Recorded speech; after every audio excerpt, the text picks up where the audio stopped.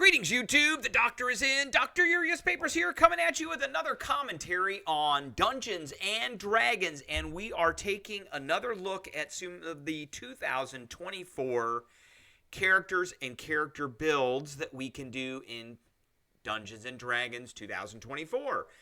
And I have a 7th level priest that I have put up here. Previously, we did a review and we built a 7th level healing cleric. I'm calling this the 7th level Warpriest. Now, the reason that we're calling it the Warpriest is because when you are a cleric, you can either pick Protector, and let's go over to the healing cleric, you can pick Thaumaturge. So that's your two choices that you get. Now, the Protector choice gives you proficiency with martial weapons or heavy armor. Or the healing, well, I call it the healing. The Thaumaturge gives you access to one extra cantrip, and you get a bonus equal to your wisdom on your Arcana and Religion checks. So here we have our Warpriest. So this is the Protector version of it. Now, my premise is that the Warpriest sucks. That and I've got a few things I predicate that on. First, with all of this, you need to ask yourself, what are you going to be doing with your action as a player character? That is, what if you're playing a cleric, what should you be doing with your action? Because if you do a thing with your action, that's it, you're done. And you move on to the next player character in the initiative or the monster in the initiative. And my premise about this is, with this Protector Warpriest, if you use your action to be up front, so the only reason that you would have heavy armor is to be up front and to almost be like a sword and board fighter. And so you're going to be up front because you got a high armor class, you're pretty tanky, and you also have access to all of the martial weapons. So your long swords, your flails, all that stuff. And so your action, you have a choice with this character. You can use your action to cast spells, or you can use your action to attack in melee, with melee attacks. So I ask the question, is that a worthwhile use of your action as a cleric and versus casting a spell like a heal spell or a spell like Spirit Guardian, something like that, where you could be affecting combat in a different way. And of course, I'm coming at this from just a standard combat view. What are you going to be doing in combat with your action? You still have all kind of the same skills as the Thaumaturge. The Thaumaturge actually has better skills because they get that bonus. You get some different spell choices as the cleric. So as the cleric, you always have certain spells. So if we look here, always have certain spells prepared. You always have Guiding Bolt. You always have Shield of Faith, Magic Weapon, Spiritual Weapon, Crusader's Mantle, Spirit Guardians, Fire Shield, and Freedom of Movement are always prepared. As the healing cleric, you will always have Bless, Cure Wounds, Lesser Restoration, Mass Healing Word, Revivify, Aura of Life, and Death Ward. Those will always be prepared. So now you'll see on this one that I do have Spirit Guardians prepared, and it's not part of my always prepared spells. So the Warpriest does have to prepare cure spells. So here's Cure, Cure Wounds, Healing Word, Revivify, Mass Healing Word. So those all have to be prepared in advance because the Warpriest, the Protector, does not get those. Now, again, I go back to the question, what should you be doing with your action on your turn? And as a cleric who has proficiency with heavy armor and shields and with martial weapons, should you be up front and should you be using a melee attack as opposed to being a fighter? Because if you're attacking, then you are acting like a fighter. You are not acting like a spellcaster.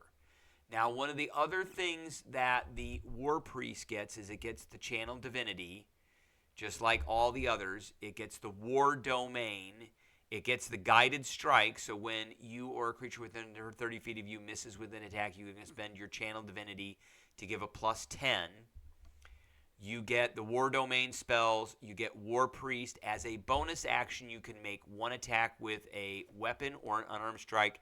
You can use this bonus action 3 times per short rest. So that means that you're making an attack, which is one attack because you don't get multiple attacks, and then you can use a bonus action with your just as a bonus action, you can do another attack. Is that the best use of all of that? And then you get War God's Blessing. So you can expend your Channel Divinity to cast Shield of Faith or Spiritual Weapon rather than expending a spell slot, and you get Blessed Strikes. So is this really the best use of that bonus action, or say a bonus action spell like Healing Word, which is still a bonus action? Could you attack and use that? Now, what if you had a straight spellcasting cleric and a fighter in the party? So I've made a 7th level sword and board fighter here. So if we compare these two things together just from the fighting perspective, the fighter is better in every single way. So why would you make that Warpriest Protector Priest when you could just have a straight cleric who could be doing all the things, and then you have a fighter in the party who could be doing all the fighter things? Remember, Dungeons & Dragons in combat is a team sport. You are not individuals. You need to be working as a team together. And the Warpriest, in my opinion, the Protector Cleric, spreads things out too thin and doesn't concentrate on the correct things.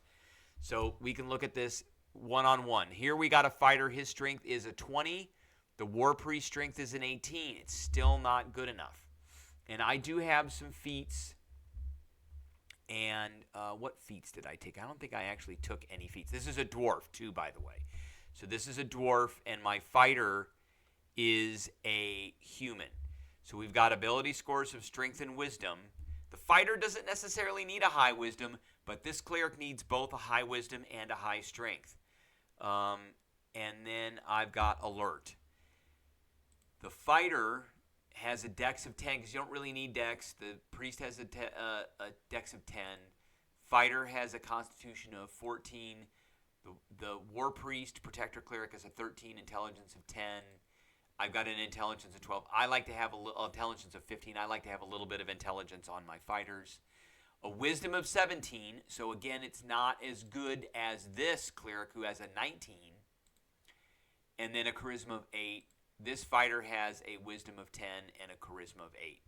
So if we look at this fighter and their attacks, they have a +9 to hit. In addition, they still got to have action surge, and they have combat superiority because I took the Battle Master subclass. And where is it? And they have an extra attack. So whenever you take the attack action, you attack twice. So those are very important things. This fighter does things in melee way better than the Protector Warpriest if they were both using their action for a melee attack and they were up front. Now let's look at the armor class. If we look at inventory, we're wearing plate mail and we've got a shield. +1 plate, +1 shield, +1 warhammer, Amulet of the Devout. Armor class of 22.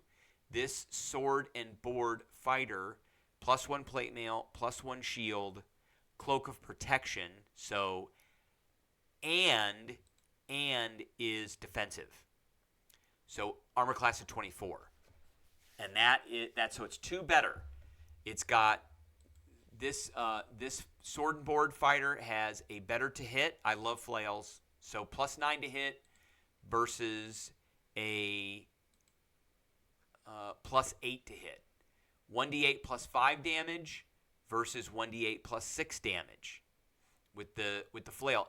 He could use a warhammer too. He can also use a whip. And he gets weapon masteries. So again, if you're going to make the conscious choice of attacking with a melee attack, why would you pick this character here versus this character?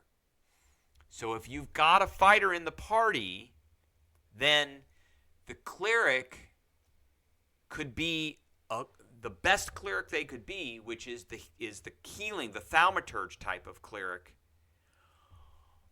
Or they could be this Protector Cleric, which I think is inferior. This cleric is much better, in my opinion. They've got ranged spells. They've got all of the cure spells. They've got support like Shield of Faith, Aid, Bless. They can do Blindness, Deafness, which has a higher... So their saving throw here... So if we look at, say, Spirit Guardians... The saving throw here for Spirit Guardians is a 16. The saving throw for this cleric's Spirit Guardians is a 15. So it's 1 less. So it's inferior to this cleric. If your action as your cleric is primarily to be casting a spell, this cleric is better than the Protector Warpriest cleric. If your action is to do a melee attack, the fighter is better and has a better armor class to be up front than this cleric. So I think the choice is obvious in that if you're going to have 2 different characters, one that is going to be a melee character and one that's going to be casting spells, and you needed a cleric, it's a fighter, and I love the Battle Master, and it's a healing cleric. And we'll go over the Battle Master in a separate video, but it's this healing thaumaturge cleric who is getting a few extra things. So I picked a life domain, not a war domain. And so they've got, the extra healing, all that stuff. It's a great healer and a good support character. And I think that's the most efficient use of its action. All right, that is what I have for everybody today. I appreciate everybody tuning in, and I will catch everybody later.